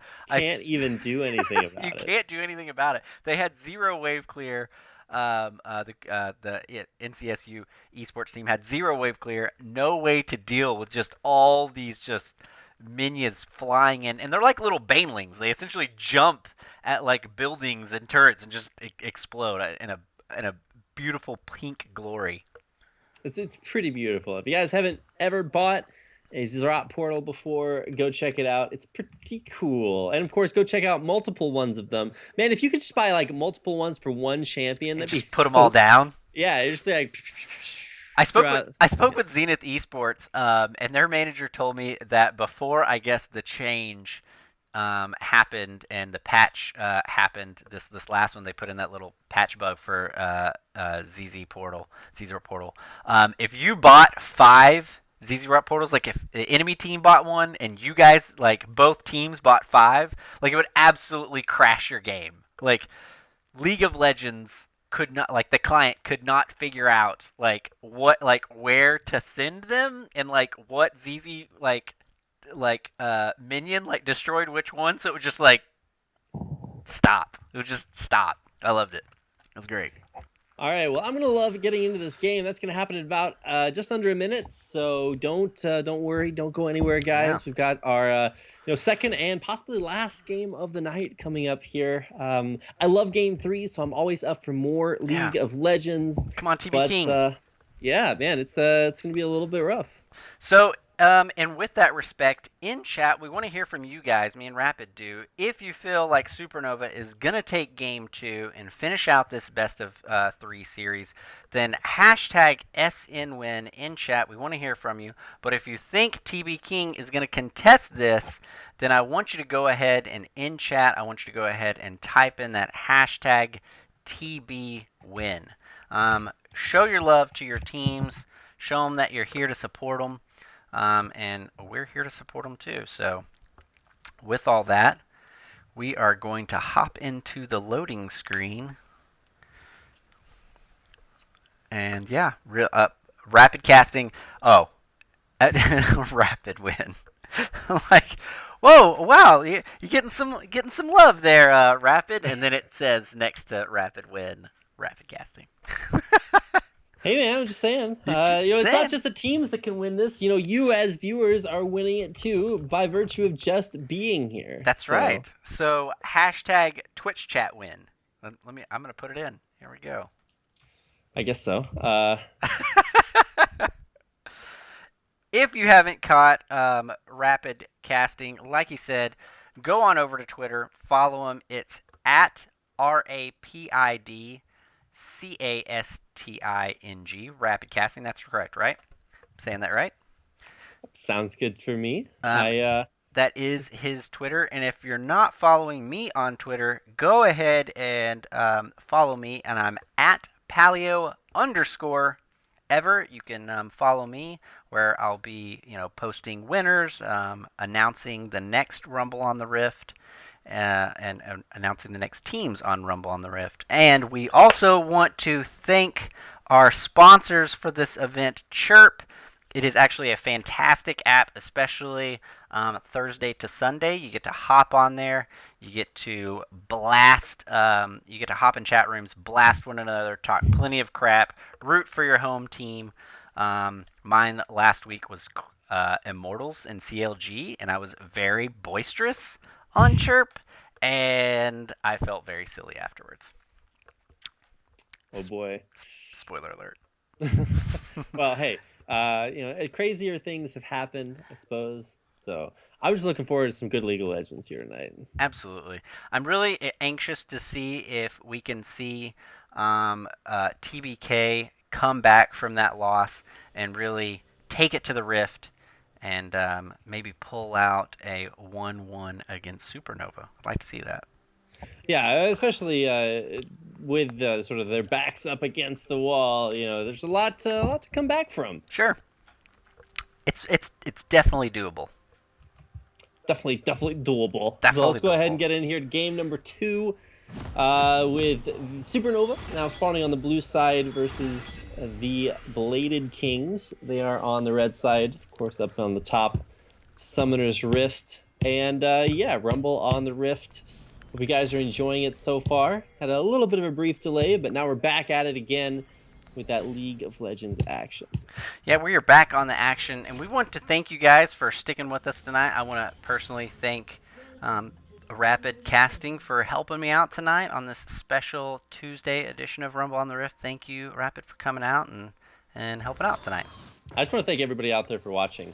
Super big fans of all you guys, and all you girls. So thanks. It's been pretty cool.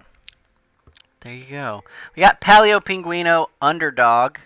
So maybe we have some TBK love out there. We are poising for normal lanes. It does look like they're maybe getting a little rambunctious here in the mid lane. But, Beast and Focus doing a little respective dance-off here. Yeah, this is where things start to get a little bit interesting. Kipo is going to go in there, get some clang action going out, toss the buckler out, and all right, my job's done here. So, backing off for now. Successful gank achieved. Worth worth. A little Gatling gun action. Ninetail Fox taking a few bullets to the face here. It is going to start out standard lanes, start out standard leashes. Actually, all except in the top side. It does look like Salt is going to start up at Krugs. It's going to take that start off, so probably expect a clean red buff as well. Maybe thinking that a Kaipo was going to do a little counter jungling. Kaipo's going to stay in his jungle, actually, and go standard route. I don't know what a standard route for Poppy is, but we're about to watch it. Yeah, so Poppy jungle. It's not the greatest, but it's or the ganks aren't the greatest, but it does farm pretty well. You can see starting with, and here's where the difference is going to come. When you start with like refillable health potions in the jungle, you're going to go back a whole lot, which means you're not out on the map ganking. So I'm glad to see health potions being the start for both junglers, because they give you a lot more health back. Of course, they don't renew themselves, but it does mean you're higher health for when you come in here to gank. And man, Legend and Crow are way up in the lane, so this should be a pretty easy gank coming in. I'm not sure why they didn't go in there. Uh-oh. All right, here we go. Finally, there's Flay. It's already been used. We're going to see some red buff action. There's the pound against the wall. Big exhaust, but it's not going to be enough. First blood goes right on over to Yin, and that is exactly how Supernova wants to start this game.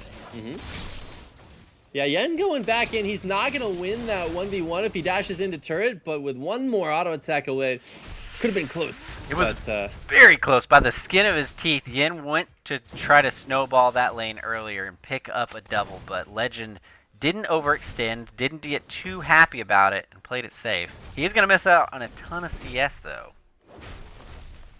Well, you know, Ever, if we take game number 1 into account, it was actually the Bladed Kings that got first blood there, so maybe now we're looking for 22 kills in a row from them, and that's going to be their ticket to Comeback City. There it is. Comeback City, of course, the only city that requires a ticket to get into that is not Disneyland, so... Or the Polar Express. Oh, the Polar Express did require a ticket, actually. Yeah, is that really a city, though? I don't know. That's true. It just went to the North Pole. Yeah, it's actually more of a train, but I don't know. Trains can be cities if you believe, right? You feel it in your heart, believe in the power of friendship. You know, I used to wonder what friendship could be. And then I watched My Little Pony. Oh, there's a fantastic pulverize. There's a very fantastic headbutt. Could see Crow to go down again. We do. Yin's gonna pick up a double, and or 2 kills. I'm sorry. Gonna see Salt come in, burn a flash on Cavell, but he uses the dredge line to get out. Perfect.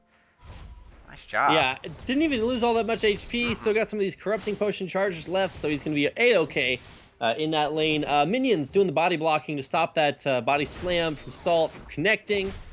And so, Cavalry doing pretty well up there, and of course not really having too many problems because he's Nautilus. He's got a pretty huge shield. It's like the more defenses he gets, because it scales off max HP. So it's a thing. It's pretty good. You could say, Rapid, that he does not take damage.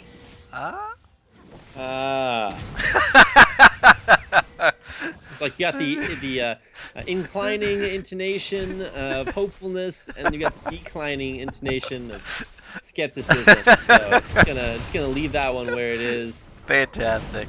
We are gonna see another fantastic pulverize by Filthy down here on the bottom lane. The bottom lane is hemorrhaging, and we do need a band-aid for this. TB King Small following Cavell. He's gonna get Cavell, actually. First blood up in the top lane. That was pretty amazing. I didn't see him going that hard on it. Yeah, just didn't respect the damage there, and Small played that very, very well. Of course, did help to have the jungler there to get your lane opponent nice and low. Sure. In the meantime, Salt's going for a little bit of a counter junglerinoing. He's going to take down that major raptor. Kaipo will set him up against the wall, so might be able to make him pay here. Can't body slam out of that, although Kaipo's actually going to be the one to go down. The Bladed Kings. Very nice rotation by Beast and that Ahri. Gives him blue buff, too. Yeah, hands over the blue buff. Gonna spot Filthy. Now it's a 2-on-1 down here in the bot, and that's what TBK needs because Yin is doing a fantastic fantastic job. Crow going in a little hard. Here comes a TP from Cavell. I don't know, man. Oh, the hook lands on the legend. It's a lot of damage, but with a trap to slow him down, I don't think Cavell's going to really be able to take that one out. Setting up. There's the flash behind the turret again. He's going the distance and actually picks up the kill with that Ardent Blaze. Not often you get to see that skill pick up a kill. No, but here we're talking about Beast going very ham sandwich. There comes the ignite. He gets a very beautiful focus all in with no mana. I don't know about that plan, fam. Focus he needs to take that into account a little bit more. Yeah, he's gonna back out. It is gonna be the flash down, so maybe Salt may be able to make a little playerino here in that mid lane. Beast went pretty ham sandwich. Took a little Gatling gun fire to the face, but he's gonna be able to CS a little bit more. They're going back. We're gonna see Poppy show up, try to defend that tower. All right, well, a little bit of a chill moment here in the game. We've seen bottom lane kind of getting smashed. Yen is putting it in. He is 4-0 right now, looking for Essence Reaver first, and not a whole lot of hope there for Legend and Crow. However, top half of the map is looking equally good. Small, it's going for first item, Banner of Command. Banner of Command. Yeah. But now that we've got the rotation coming in, he might be in for a little bit of a rough surprise. Does look like he's going to be in a little trouble. He takes a ton of culling. He had 0 flash there. And this bot lane Lucian is getting very strong. Cavell doing a ton of damage. Here's a Kaipo able to stun Legend up against the wall. A Kaipo is going to pull off, and they are eating a buffet down here on bottom lane. This is hard. All right, well, yeah, when you talk about the eateries going on, this AD carry Lucian pretty good. We got to see Yen go off in game number 1. He's so fed from bottom lane. It's like, all right, time to go get fed from top lane. Walks top, gets another kill, and now we got a chance to see maybe a little bit of redemption here from Cavalry. He is in need of a little bit of assistance. A little help. So so he's going to be by himself down there. And he's not going for Sunfire Cape first. Traditionally, that's what you want to see on Nautilus is you either go Sunfire Cape Rush or Zrot Portal Rush. And he's not doing either one of them. So it's a little bit confusing. He's going to go for that same Banner of Command, but when you're already behind, you're never going to get ahead if you just keep building the same item as your lane opponent. Plus, for Banner of Command, the counter to that is Zrot Portal, so you want to build that instead. But oh, nice Valkyrie there. The 3-man dive behind the turret. Beast still looking for stuff, but he walks in, almost gets blown up, but there is the grab back in. Kaipo coming in. He's going to get that kill. Now Focus is in a little bit of a rough spot. A little bit of a rough spot, but a Kaipo gets him out. Filthy wants the fight to continue, and Focus cleans up with a TBK Salt kill. Does look like Yen still pretty hungry. He's 5-0-1. Crow just making anything happen that he can. There's a flay. Now he's 6-0-1. Wow. Yen is carrying this game. Yeah, newsflash, Yen's a good champion. Good player, of course. He might be the champion of this Rumble on the Rift if he keeps it up. And of course, the rest of his team definitely keeping it up. They're already Supernova doubling their deaths from game number 1, but something tells me they may be okay with giving a few more away. Yeah, absolutely. This is looking very reminiscent of last game, you know, with a very big bang and startup at first for TBK, and now it seems like we're giving kills around the map, and Yen is just getting ever so stronger. Now he's got a Rift Herald buff, so he's going to be pushing a lane. Which one he picks is up to him, but he's allowed to do it. Yeah, I mean, at this point, he's probably allowed to do just about everything, so. Yeah, there's not a whole lot of answer for him on the side. Yeah, it's like that joke, what do you call a 10,000-pound gorilla? The answer is sir. Exactly. Because, yeah, you don't want to... You don't want to make that guy angry, similarly to Yen, who's completed an Essence Reaver, Ionian Boost of Lucidity, and now he's even working on what should be a rapid-fire cannon. Big fan of that item. Let them use my name and everything. Filthy, he's going in on this. That's the offensive Alistar ult, because it gives you like 60 attack damage at rank 1. Very strong. Probably not the best usage of it there. A Kaipo might have himself a tree here. Yeah, Small's going to be forced to use Flash. Otherwise, he was stuck there. just this Yin is able to do everything. Like, TBK has to deal with him. They have to. They don't have an option not to. Crow might have overextended just a little bit. There's a depth charge. Yin is going to take it again. He's godlike. 7, 0, and 1.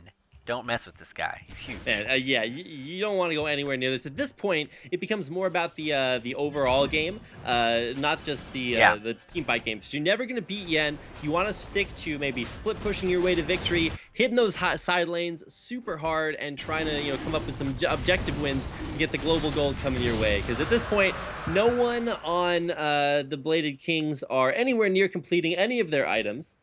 So they're not gonna be there for a long time. I mean, you've got this Caitlyn with the pickaxe, and we all know that builds into an Infinity Edge, which you're not gonna see for a while. You've got the Rift Herald minions pushing up the bottom lane, and so Supernova, man, this is not gonna go well. That was a fantastic dredge line by Cavell.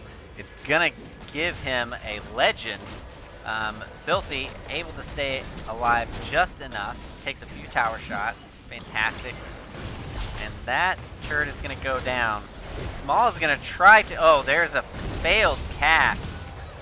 And a Kaipo behind him. They have the entire team of TBK split up. Another fantastic dredge line. Now Small is by himself. There's the lantern. Can he pick it up and leave? He does. They go 1... Actually, 2 for 1. Nope, 1 for 1. But they do pick up the tower rapid, so that's not good. Well, the biggest thing to watch out for here is that not just the Lucian. It's like, oh no, there's a 7-kill Lucian, but you really have to get something going. It doesn't matter like how strong the enemy team is if you can find a way to get just as strong. Right. And so keep when you look at towards the top lane, Small is actually really big. Yeah, he's got that huge. completed banner of command, and so that's where you pick up your victory. You banner the top lane, head down to the bottom lane, stall it out, and let that banner minion go to work. Yeah, that's kind of what you have to do. I agree 100%. They're going to have to start getting some global gold.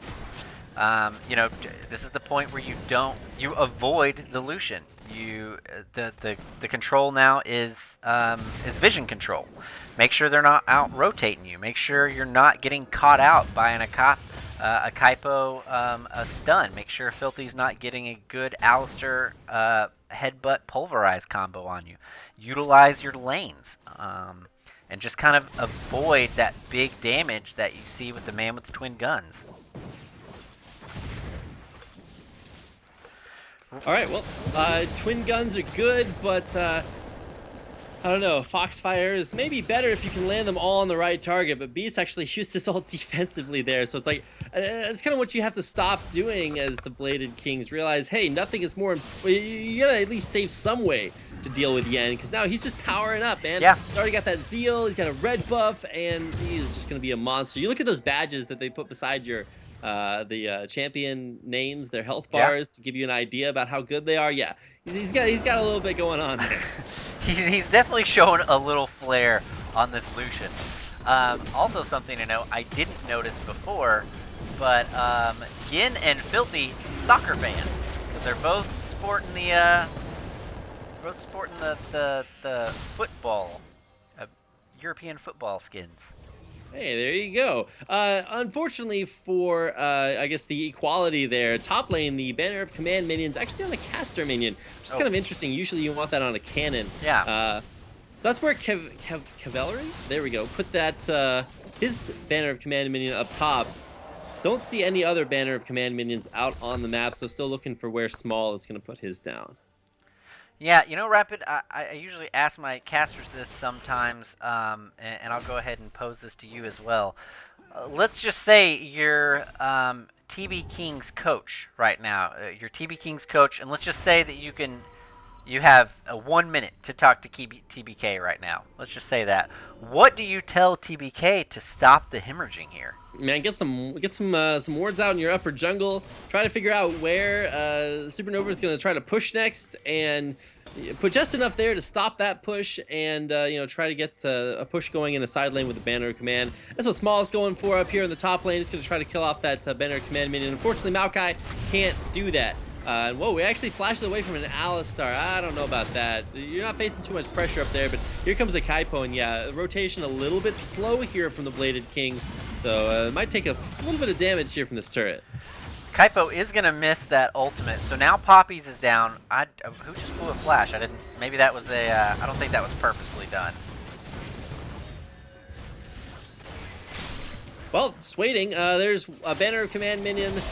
Oh, nice grab there. Oh. Ult from Filthy. This might be TB King's moment of truth right here. It does look like this is the fight that they want, but there's just too much damage on the side of Supernova. All the boys of Supernova low, but Yin just putting in tons of damage. The culling hitting everybody, blowing away minions.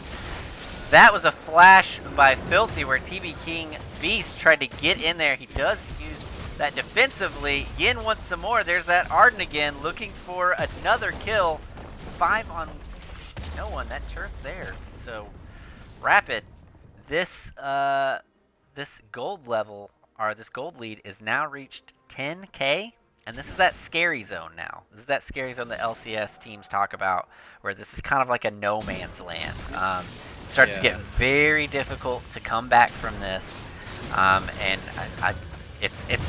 it takes a lot of teams, a lot of strategy to come back from this type of deficit. Definitely does, and I think the biggest deficit, not only that bottom lane, the duo is just so super good for Supernova, but it's also going to be a deficit as far as like rotational objectives are concerned. And as obscure as that sounds, like I'm talking about rotational objectives, it just means they've been running around the map doing more. Yeah. And I have these teams that I play with, right? And what they'll do is they'll be like, hey, we've got a super fed carry. And then they just like walk around. And anytime my AD carry, like if you're an AD carry still, oh man, can't even talk about it. Filthy getting caught here. There's a big package all the way through. And Focus might have found himself in a little bit of a no man's land. Valk's right back over the wall. And sorry, I got distracted by Focus's big package there.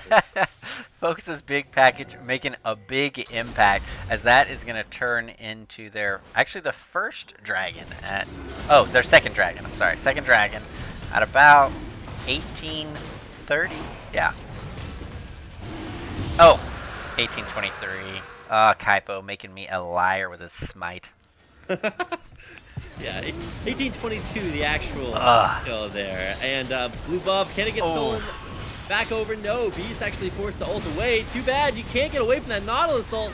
Pounded against the wall, and Akipo doing what so many wish they could experience. Yikes. Poppy getting exactly what she wanted. That was a fantastic synergy between Cavalry and Kaipo, actually. You know, getting that huge dredge line and then following it up. Cavalry actually will die here to the turret after tanking too much. That's a little bit of a struggle. A small victory for small. Yeah, so top lane hasn't looked super great for Supernova, but everywhere else is just crushing, so it's not quite as dominant a win as game one, but still looking good for Supernova. Yeah, Supernova definitely in the driver's seat here. I mean, they would really have to start getting really antsy about kills. That's not really Supernova's style. They play their game very methodical. Like you said, they rotate around the map very well, taking objectives, taking them smart. Wait until their objective control has been fantastic here today, and likewise, so is their vision control. As you can see, their vision is exactly where they're playing.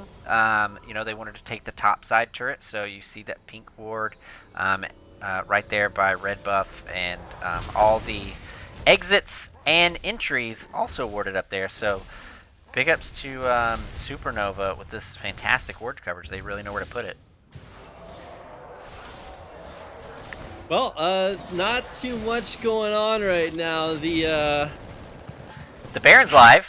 I mean, Baron is okay. Let's talk about Baron. Let's talk about it. When you're this far ahead, like it seems like okay, well, the next thing to do is get the Baron buff and then win the game. But Baron's such a win more kind of idea. Like the problem with it is that it also gives your opponents the opportunity to come back in a big way there too.